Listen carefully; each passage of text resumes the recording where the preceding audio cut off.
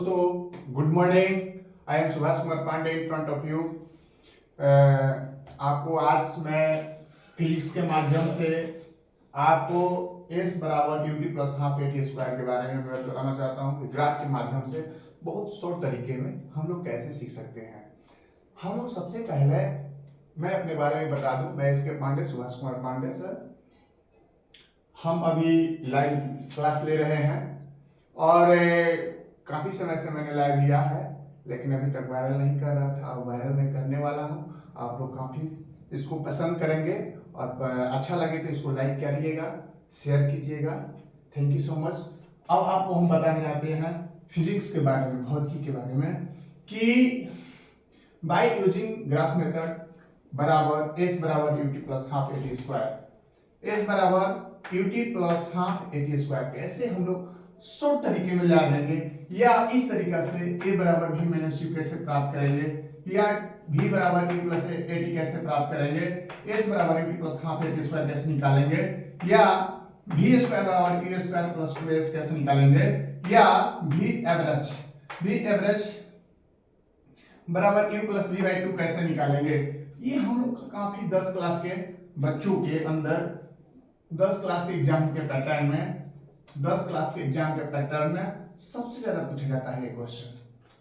सिद्ध करना हो, इसका वेलोसिटी निकालना हो, एक्सीलरेशन निकालना हो, या वेग निकालना हो, या वैल्यू निकालना हो, इस तरह के फंडा को डालकर हम लोग क्या करते हैं, यूज करते हैं और सवाल इस तरह से हम लोग को फंसा डालते हैं। काफी समय लग जाते हैं, हम लोग को निकालने नहीं आता है। ये एक छोटी सी माध्यम है। अगर इस ग्राफ को हम लोग समझ जाते हैं, इस ग्राफ के माध्यम से हम लोग इस तरह का मैटर को सॉल्यूशन कर लेते हैं। तो आइए हम बताते हैं कैसे। पहले एक छोटा सा हम ग्राफ बना लेंगे और ऐसा ग्राफ बनाएंगे जो हमको स्पष्ट समझ में आए। जैसे यहां हमने क्या किया, एक एक्सिस बना लिया जो जीरो बिंदु को काटता है और जीरो बिंदु से वाई बिंदु पर काटता है। ये आपका एक क्या हुआ, एक्सिस हो गया, ए वाई एक्सिस, और एक एक्सिस हुआ। इसके बीच में हमने एक टाइम को रख दिया, बीच के जो भी दूरी है टाइम है, और ये आपका ए ऊपर हाफ कर दिया क्योंकि हाफ है, और ए भी है जो आपको वेलोसिटी वेग के बारे में बताता है।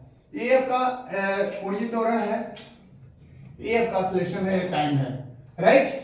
अब जीरो रीजन के बीच में हमने देखा कि हम क्या निकालना है, by using method of graph method तय की गई दूरी बराबर ग्राफ AB के नीचे के क्षेत्र का क्षेत्रफल। AB के नीचे के ग्राफ का क्षेत्र का क्षेत्रफल, मतलब हमको इसका दूरी पता करना है कि आखिर ये दूरी है क्या। देखिए हम लोग को निकालना क्या है, s बराबर U T plus half A T square.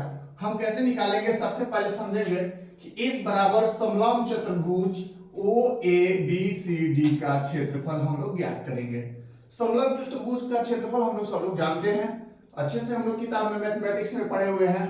तो इस तरह से हम लोग ने कुछ नहीं किया, बस समलंब चतुर्भुज के क्षेत्रफल पर ये फार्मूला को मैंने सेट कर दिया। क्या किया, समलंब चतुर्भुज के क्षेत्रफल पर मैंने इसको सेट कर दिया, और ये सेट करने के बाद हमारा s बराबर U T plus half A T square आ गया। अब देखिए OABC OABD OABD ये क्या है, एक प्रकार का समलंब चतुर्भुज है ना। इस तरह से का बनता है ना समलंब चतुर्भुज। आपका ये समलंब चतुर्भुज हो गया, और इसके माध्यम से हमने क्या कर दिया कि 1/2 हम लोग जानते हैं फॉर्मूला कि 1/2 AB plus BD plus OD होता है। तो AB हमने AB इसके जगह पर AB रख दिया, OA मतलब यहाँ की जो दूरी है, इस दूरी को हमने, इसकी दूरी को हमने यहाँ पे आपको रख दिया, ठीक है।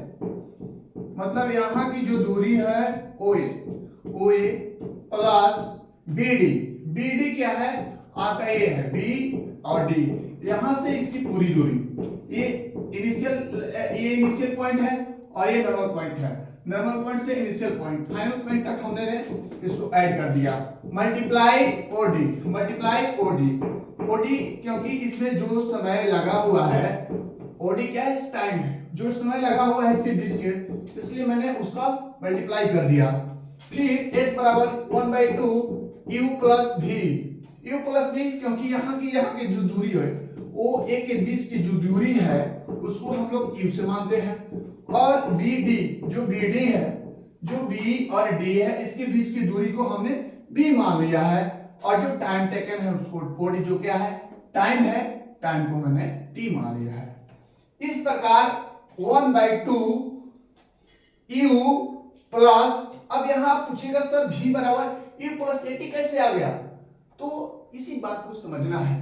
हम लोग फार्मूला में जानते थे v बराबर ut प्लस हाफ at होता है। आप अगर कहीं देखे होंगे तो तो ठीक है, दिमाग में आ जाएगा कि सर v बराबर u प्लस at होता है, लेकिन नहीं जानते हैं कि v बराबर u प्लस at कैसे होता है। तो देखिए यहाँ आपकी v है, ठीक है, ये आपका u है और ये आपका at है, तो इसके जो बीच की दूरी है मैंने v को निकालना चाहा, v बराबर u होता है ना, चाल बराबर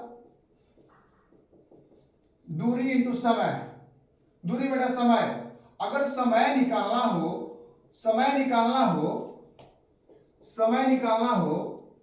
तो क्या करते हैं, समय निकालना हो तो चाल मल्टीप्लाई डिस्टेंस मतलब दूरी कर देते हैं, इस प्रकार से हम लोग निकाल लेते हैं। तो इसी प्रकार हमने क्या किया, v बराबर u प्लस, देखिए प्लस at टाइम, ये दोनों क्या है टाइम को इंडिकेट कर रहा है, एक्सेलेरेशन, इसमें एक्सेलेरेशन भी है और टाइम भी है। ओके, अगर यहाँ पर एक्सेलेरेशन 0 कर दिया जाए तो v बराबर u प्लस t हो सकता है, राइट।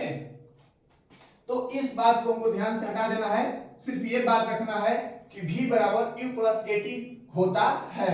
वो भी कैसे होता है, तो इस तरह से होता है,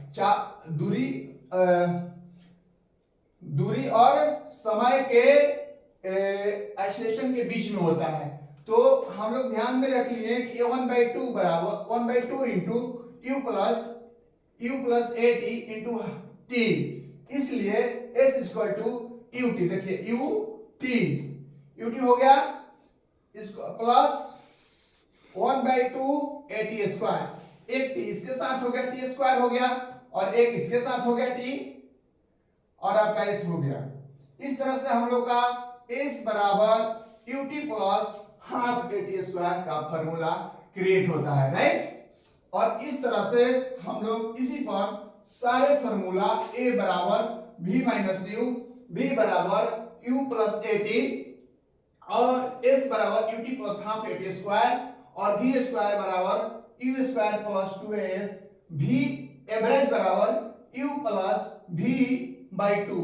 इसी पर हम लोग यहां से पृथ्वी पर से अगर हम लोग गुरुत्वाकर्षण बल के अपेक्ष में अगर ज्यादा बल लगाकर हम लोग यहां से 11.2 मीटर प्रति सेकंड स्क्वायर के वेग से अगर यहां से हम लोग फेंक दें तो ये फॉर्मूला लागू होता है, इसी गुरुत्वीय त्वरण के रूल के नियम के अनुसार है।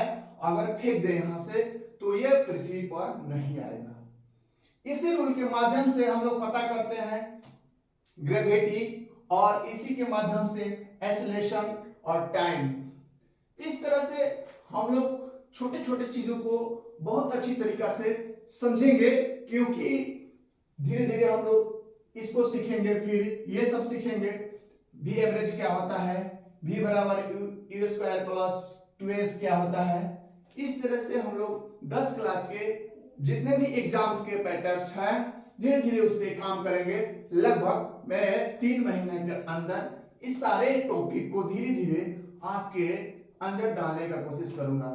आपके अंदर ये लगे कि नहीं इसके पांडे सर अच्छे पढ़ाते हैं, चलिए उनका थोड़ा सा फिजिक्स देख लिया जाए, केमिस्ट्री देख लिया जाए, मैथ देख लिया जाए, और मैं यहां तक प्रयास करूंगा कि मैं जीएस भी पढ़ाऊंगा आप लोगों को।